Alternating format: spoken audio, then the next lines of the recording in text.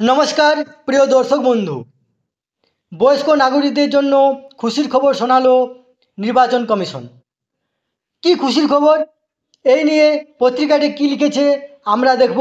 তার আগে আপনারা অবশ্যই আমার চ্যানেলটি সাবস্ক্রাইব করে নেবেন। আসুন পত্রিকাতে কি লিখেছে দেখুন। বয়স্কদের বাড়ি বাড়ি ব্যালট বাক্স, শুরু হলো ভোট গ্রহণ পর্ব। শুরু হয়ে গেল লোকসভার ভোট গ্রহণ পর্ব। শুক্রবার সকাল 10টা থেকে বাড়ি বাড়ি ঘুরে প্রথম দফার 3 কেন্দ্রে ব্যালটে ভোট গ্রহণের কাজ শুরু করেছে নির্বাচন কমিশন। ভোট দিচ্ছেন 85 বছরের বেশি বয়সী দৃষ্টিহীন ও বিশেষভাবে সক্ষমদের একাংশ। প্রথম দফায় রাজ্যের কোচবিহার, আলিপুরদুয়ার এবং জলপাইগুড়ি কেন্দ্রে ভোট। নির্বাচন কমিশন সূত্রে জানা গিয়েছে এই 3 কেন্দ্রে মোট 11,997 জন ভোটার বাড়িতে বসে ব্যালটে ভোট দেবেন। 14 এপ্রিল অবধি এই ভোট চলবে।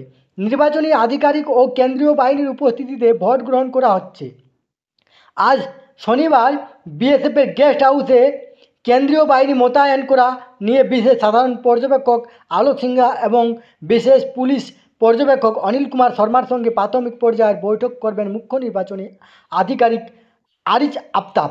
বৈঠকে থাকার কথা additional director general of police Anand Kumar, legal and state nodal officer of police এবং বিএপিএফের আইজি বিকে শর্মাও। 19 এপ্রিল থেকে 1 জুন পর্যন্ত লোকসভা নির্বাচনে ভোট গ্রহণ করা হবে। ফলাফল ঘোষণা হবে 4 জুন। অষ্টাদশ লোকসভা ভোটের লম্বা সফর। 19 এপ্রিলে রাজ্যে কোচবিহার, আলিপুরদুয়ার, জলপাইগুড়িতে প্রথম দফার ভোট। এখানে বাড়ি বাড়ি ঘুরে ভোট গ্রহণ চলবে 14 এপ্রিল পর্যন্ত। এই পর্বে 11,997 জন ভোটার বাড়ি থেকে ভোট দেবেন। এই তথ্যটি আপনাদের সাথে শেয়ার করলাম। ধন্যবাদ। সুস্থ থাকবেন, ভালো থাকবেন।